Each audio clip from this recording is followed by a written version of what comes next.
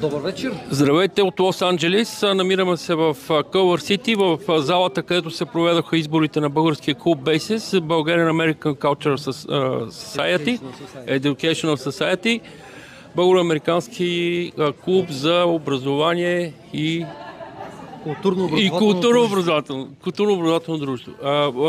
Тук сме с Влади Стрински, който е секретар на клуба, също поема и длъжност в борда на директорите. Здравей, Влади! Успешно ли всичко мина? Имахме прекрасен ден, всичко вървя гладко, идеално. По ноти би било прекрасен начин да го обясним. 400 члена има в клуба. Колко хора са гласували? Получихме 72 бюлетини. От 400 човека 72 гласа. Малко над 400 са, да. Колко трябват, за да бъде валиден вота? Броя на бюлетините, които сме получили, е броя на бюлетините, които определят вота. При 72 бюлетини получени, трябва 36 бюлетини, трябва 36 бюлетини, за да мине която и да е от трите промяни на нашия устав, така наречените bylaws. И трите промяни минават с огромно мнозинство. Даже две от промените минават с 100%. За гласовете на директорите... Те са за какво промени? Това са Measure A, Measure B, Measure C. Да. Measure A и Measure B въвеждат изискване правото на гласуване да е ограничено до хората, които са на 18 години нагоре, което е възрастовата граница. Нормално от 18 години е навсякъде в щатите.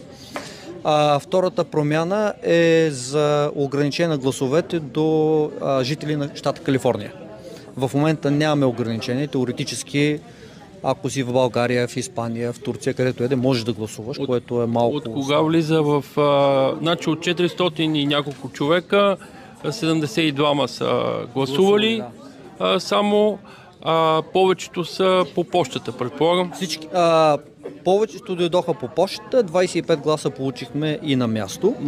На място, да. Значи една трета от гласовете дойдоха на място. Тук на място. Знаем също, че има и гласове, които са пуснати по почта и не са пристигнали, защото хора ни казаха, аз го пуснах, не е ли дошло, виждаме, че не е дошло. От кога влиза в сила новия борд на директорите? Новия борд на директорите влиза в 0 часа на 12 декември 23 година. 12 декември, 0 часа. Да. Те са 3 човека, е новия борд на директорите. Точно така. И така, другото нещо е, значи тези 3 човека до кога са? Те изпълняват 3 годишен мандат, който започва на 12 декември 2023. Теоретически техния мандат свършва на 11 декември 2026.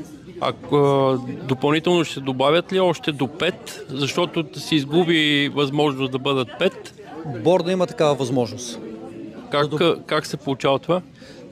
Борда има право да вземе решение да увеличи броя на директорите или да го промени между минимума и максимума. С допълнителни избори ли става? С допълнителни избори, да. Борда казва, че има нужда и се правят допълнителни избори. Точно така. Кога може това нещо, тази процедура да започне? Няма ограничение, теоретически може да започне на 12.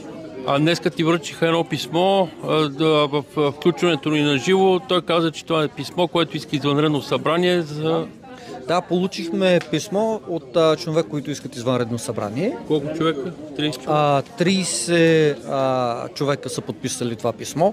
Още не знаем дали всичките документи са изрядни валидни. Очакваме часа и имаме... Искат извънредно събрание, което да стане кога? 27 януари. В момента имаме временно насрочена дата. В момента, в който потвърдим всичко, ще стане ясно, че това е датата.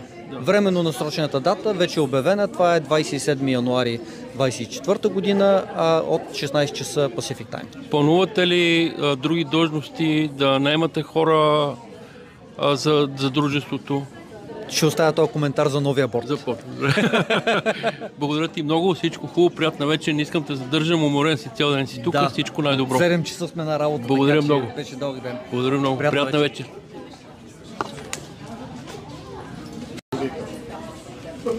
Отново се включваме от залата в Кълвър Сити в Лос-Анджелис, където се проведаха изборите за българския клуб, българо-американското културно и просветно дружество, така наречения Bulgarian American Cultural Educational Society BASIS. Тук сме с президента Джон Аладжов. Джон, поздравления, всичко мина добре. Доволен ли си от деня? Ти беше цял ден тук? Аз бях цял ден тук, просто като страничен наблюдател, но всичко мина съвсем спокойно. Видяхме голяма активност не само по почтата, но и лично. Всъщност, като гледам числата, това беше една от най-големите активности, които сме имали до сега, като участие от членове, която е повече, колкото имахме дори на нашите Zoom митинг до сега. И аз съм много доволен, че изборите минаха нормално, съвсем спокойно. Имаме официални резултати, независимата комисия ги преброи. Знам, че ще бъдат обявени от секретаря на дружеството и ще бъдат официално обявени и онлайн за всеки, който се интересува. И това е. Горе-долу, значи от 420 редовни членове, над 400 да кажем, гласувалите са около 70. Това прави една шеста горе-долу от общата членска маса. Секретаря ни каза, че голямата част са гласували по почтата, 25 човека от тези 70 са гласували тук и се чакат още бюлетини, които евентуално са закъсняли по почтата. За вота, кой вод мислиш, че е най-добър? По почтата, на място или... Общо взето през 2020 година вотът беше направен по почтата и бяхме посъветвани, че тази година трябва да се направи по същия начин и смятаме, че е съвсем в реда на нещата да се направи по този начин. Кои са плановете?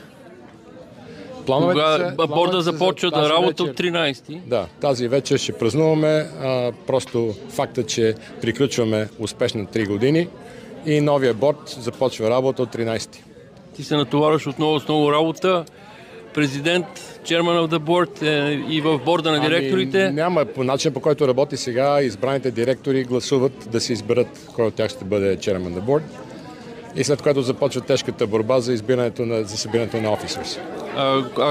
По принцип борда има право да назначи още двама човека, да предложи двама човека да се добавят 2 бройки и да се гласува отново. Ти как си с това нещо, ако трябват хора? Устава абсолютно конкретно говори за staggered board, което значи, че след една година може да изберем още 2 души и по този начин оттам нататък всеки 3 години ще има една приемственост и няма да се налага хора като мен да остават още една година, за да могат да има приемственост в предаването на щафета. Хора за допълнителна работа очакваш? Много се надявам. Аз съм много обнадежден от това, че толкова много хора вече се интересуват това, което се случва, защото беше една пълна тишина в последните 3 години и сега се надявам, че спокойно ще намерим много хора, които бих искали да помагат. Последно, какво ти е мнението за това насрочено събрание, което е за януари месец? Такива са законите на Калифорния. Това е в Калифорния и начинът по който, когато Бейси се върнат обратно като нон-профит, са му направили нов устав и новия устав казва неща, които са абсолютно различни от устава, който е съществувал от 1947 година до сега. И сега устава разрешава 5% от членовете да поискат специално събрание и да сменят легално избрания борд на директорите. Така работи се запазва се 501C4, се запазва... Нищо не се променя по начин, по който сме. Благодаря ти много. Не искам повече да задържам, цял ден си бил тук. Аз бях тук като морална подкрепа на моите колеги, които бяха заети, защото вие знаете, че последните 3 години бяхме 4 човека, които се борехме с всяко нещо. Сега сте 3. Сега борда ще има 3 души като директори, но за сметка на това се надяваме, че ще има минимум поне още 5 човека, които да станат officers. И отделно от това, вече в лични разговори тук с много хора, виждам колко много голям интерес има. Хората да дойдат да участват в комитетите. Комитет е една странна дума за мен, но комисии да ги наречем, с които могат да работят и да помагат. Добре, много ти благодаря. Всичко най-добро, приятна вечер. Всичко хубаво и на тебе. Приятна весела. Аз ти бях пожелал официално много успех в този предизборен ден, защото ти имаше доблестта да се представиш и да се предложиш и да се номинираш за бордов директор, въпреки че знаеш много добре каква е ситуацията. Малко подобно на твоето. Ти също се номираш, това ти трета длъжност в нещо подобно. Поемаш и ти даже тройна отговорност поемаш, въпреки че няма хора. Нали? Въпреки, искам да ти кажа, че изисква доблест и аз много харесвам това. Да, разбирам какво ми кажеш. Добре, благодаря много, всичко най-добро, приятна вечер.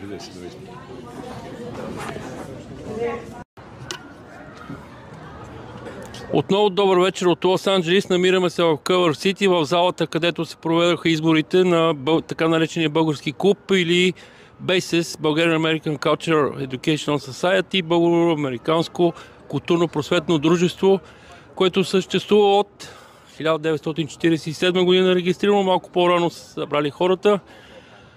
Тази вечер бяха изборите за борд на директорите. Преди това разговаряхме с трима борд на директорите са избрани.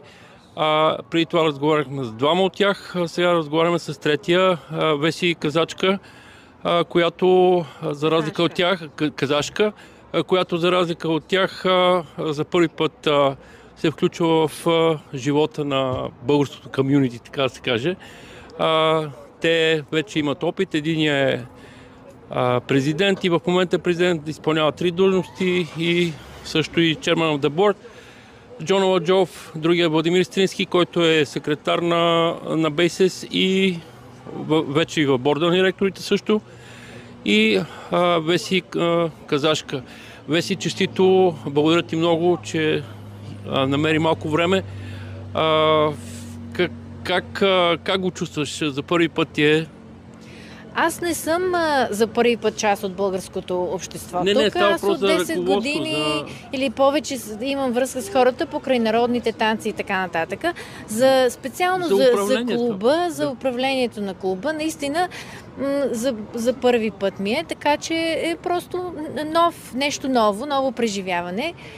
Надявам се да мога да помога. Кандидатирах се, защото видях, че има нужда от кандидати. Мисля, че е добра каузата, добра целта на сдружението и се надявам по някакъв начин да мога да помогна. План имаме ли? Не мога да имам план за нещо, с което не съм запозната. Аз сега първа трябва да се запозная с организацията, с какво точно е необходимо да се направи. Като посоки? Плана е да подкрепяме българското общество. Мандат е 3 години. Джон ми сподели, че евентуално може да се борда на директори, който е сега, може да предложи да се обявят още 2 места, ако не стигат хора. Ти какво мислиш за това нещо? В момента нямам мнение, защото, както вече казах, това ми е за първи път и просто трябва да се запознаете. Първо трябва да чета устава на организацията, какви са били практиките в миналото, да сравна с други подобни организации. Просто наистина в момента не мога да кажа какво ще случи, защото трябва да направя малко, как да кажа? Просто трябва да натрупам знания за това с какво работя. Но идеята е да се подпомага българската общност тук, да има организация, която да подкрепя българската култура, да запознава града, американската общност тук с българската култура и мисля, че мога да преценя кое ще е правилно, кое ще е необходимо и се надявам да съм в помощ. Като конкретни стъпки имаш и предвид този съпорт, той винаги е бил съпорт, но в момента се изразява повечето в пари, като действия по принцип, като дейност. Някакви посоки, в такъв смисъл те питах.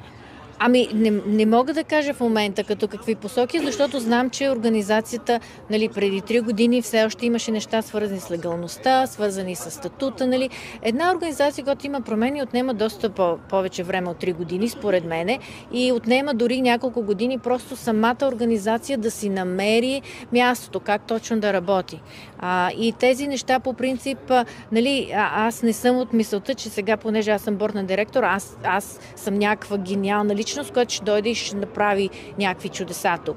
Аз съм тук, за да подкрепям идеята на хората, на това просто да наблюдавам какво се случва в общността и да подкрепям това, което вече има хора с интереси и които искат да го развиват. Нали? Така че това е целта на една организация. Да наблюдава общността, да вижда какво се развива и да го подкрепя. Но просто не мога да кажа, нали, тепърва трябва да се запознавам, за да знам какво трябва да се случи. Да. Като идеята питах, не нищо... Да, това е отговора. Разбрахте. Има няколко фундации, които са регистрирани в Калифорния. Сега дойде една нова фундация, която е регистрирана от Сакраменто, която е в Сан-Франциско локирана с хора от различни места. Има хора, които работят в няколко фундации. Как мислиш, как тези фундации едно към едно ли, или и Basis, как Basis ще си намери място между тях, защото едната много сериозно настъпва в момента. Хора от Basis, 2 човека от борда на директорите вече са там. И как го виждаш това нещо? Не съм запозната. В смисъл, някои от другите организации, аз съм запозната с Пчела, с години съм работила с дружество Пчела. Знам, че има друга организация наскоро, която имаха събитие. Честно казано, ако има други организации, които да подкрепят българската общност, аз не виждам нищо лошо в това.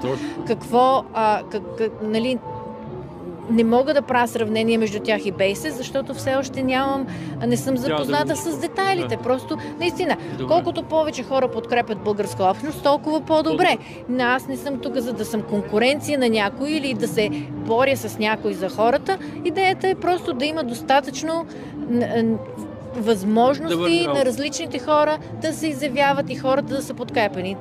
И се надявам по възможно най-мирен и спокоен и приятелски начин да работим с всички. Благодаря ти много, всичко хубаво, приятна вечер. Моля, благодаря и на теб. Всичко хубаво. Веси, мерси много.